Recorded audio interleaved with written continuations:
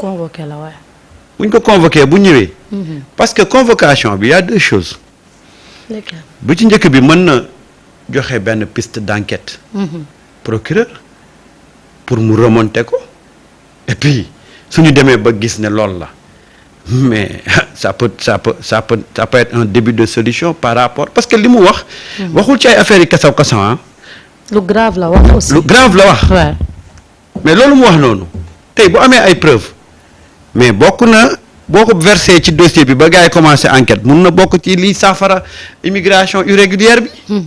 parce que quand il dit que y a des FDS yoo xam ne dañu nekk en complicité ak ñiy dem mais loolu boo ko waxee mais le plus normal li gën a normal mooy ñu woo la.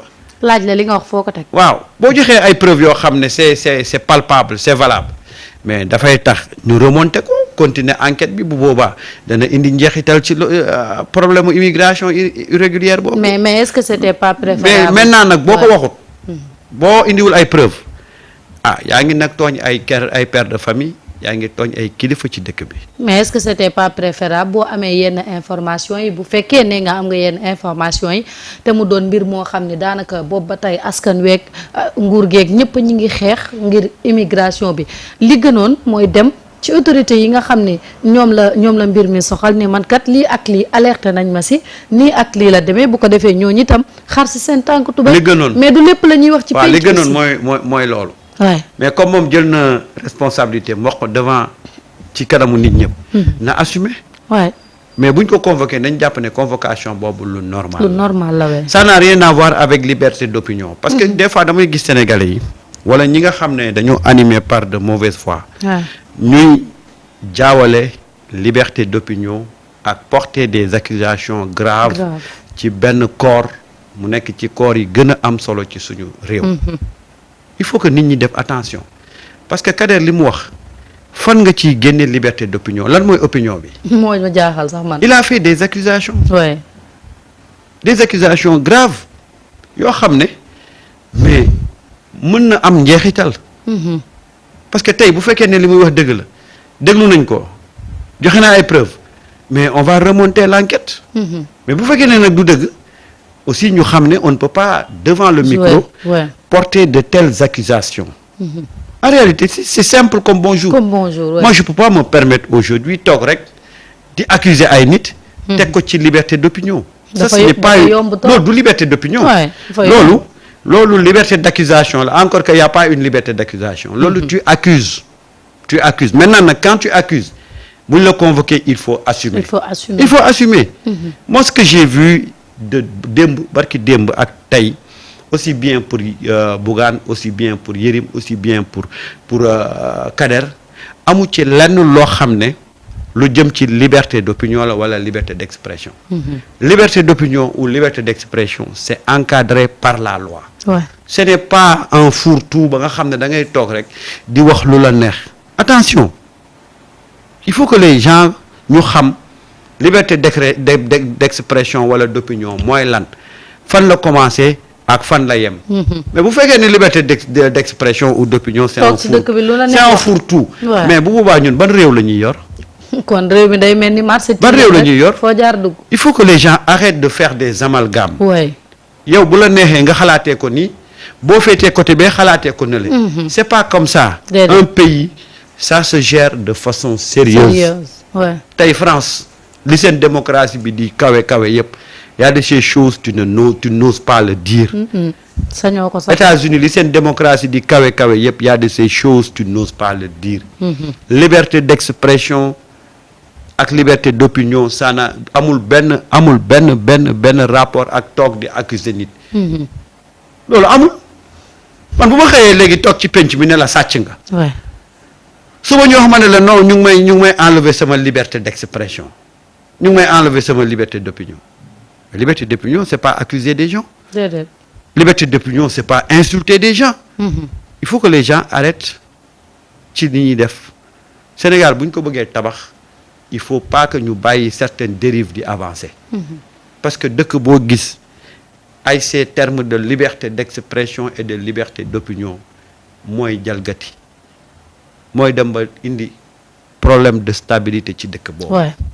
te loolu il faut que ñu éviter ko gis nga les frères musulmans quand ils ont voulu installer ce genre de liberté là finalement il y a eu benn problème boo xam ne parce que gis nga yooyu prison bi daa gën di jël bopp bi sax yaa ko wax gis nga dafa am yoo xam ne boo ko bàyyee kii wax tu ne peux pas savoir ban intention la c'est vrai tey am na ñoo xam ne waxuma ne loolu la ñuy def de mais tey quelqu'un peut venir pour déstabiliser ce pays là di distiller ay informations boo ko arrêté wul mais il peut atteindre ses objectifs dëkk dafa am lu ñuy wax ci penc mi ak lu ñu dul wax que les gens arrêtent nag naan la liberté d'expression est menacée ou la liberté d'opinion est menacée fii saa yuñ fi yeewoo ay nit ñu ngi wax li ñu xalaat te dara du leen ci dara du leen ci fekk parce que xam nañu li leen seen liberté d'expression may xam nañ li leen seen liberté d'expression mayul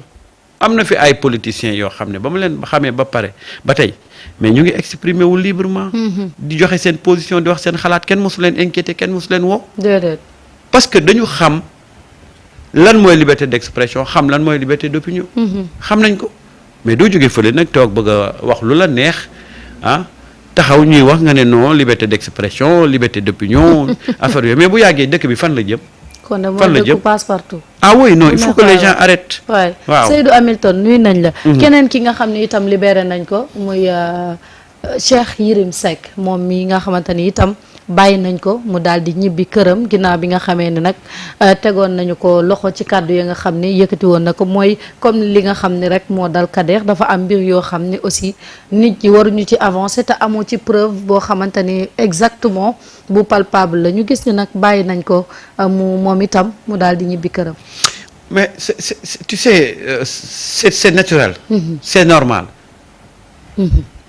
Quand tu fais yenn allégation surtout moom wax ji mu wax dafa fekk benn dossier boo xam ne gars yi ñu ngi ci c'est lié à l'affaire Jérôme Bandiaky mais mu wax ci benn affaire bu ñëwee bu apporter ay preuves ça peut même faciliter l'enquête mais nag bu ci amul ay preuves mais attends on peut pas laisser des gens quand même se prononcer sur certains dossiers yoo xam ne c'est aussi sensible nga toog di ci wax lu la neex loolu moom mais moi c'est man nee naa leen la justice mbiram du tëj nit justice day réguler justice day teg société ci yoon mais justice amul benn amul amul objectif pour emprisonner les gens mais nag quand une situation boo xam ne imposé wu na gain pour ñu war la tëj dañ lay tëj c'est simple comme bonjour et puis il faut que nag nos hommes politiques ñu soient cohérents et les Sénégalais aussi doivent être cohérents ñun ñoo fi ne dañoo bëgg justice bu indépendante yuuxu ko fu ne actuellement les dossiers yi ñuy transmettre yëpp au procureur lan moo ci am connotation politique moo ma jaaxal xam nga c'est yaa wax ba dugal sa bopp waaw xam nga c'est très facile rek ñu jàpp la nga ne c'est Ousmane Sonko qui est derrière c'est très facile alors que yaa wax ba dugal mais nañ ñu wax rek dossiers yi ñu fi dégg yëpp fan la ci Ousmane Sonko laale wala Bassirou Diomaye Faye wala les autorités politiques gisuma ko c'est-à-dire que Sénégal dañuy jël benn refrain di ko way ba mu mel ni Baye Wally parce que à l'époque ce que nous li ñu habitué woon mais à chaque fois que nga am nga nekk homme politique am problème ak justice li gën a yomb comme argument mooy c'est la main politique qui est derrière mais sérieusement qu'on me dise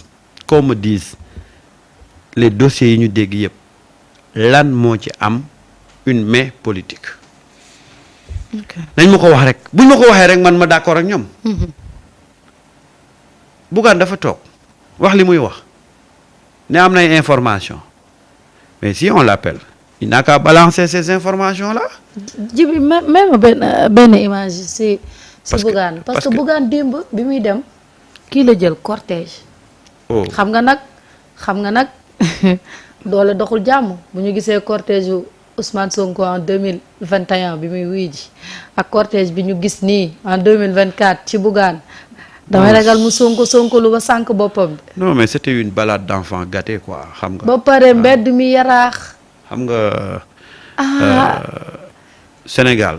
liñ naan nit day xam boppam. xam nga Sénégal ñun on est toujours dans les faits divers. Ouais.